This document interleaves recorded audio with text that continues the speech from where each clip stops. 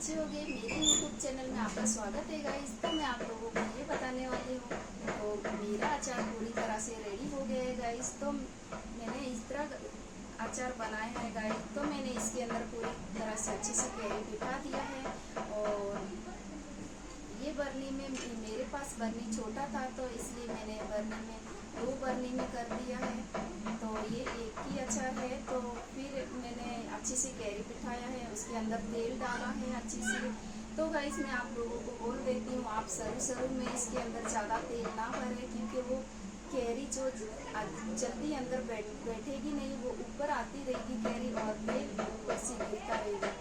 तो उसके अंदर अच्छे से तेल बैठ जाएगा। उसके बाद आप अच्छे से तेल भर के रख सकते हैं गाइस। तो मैं आप लोगों को बता देती हूँ, मेरे पास तो धूप नहीं है,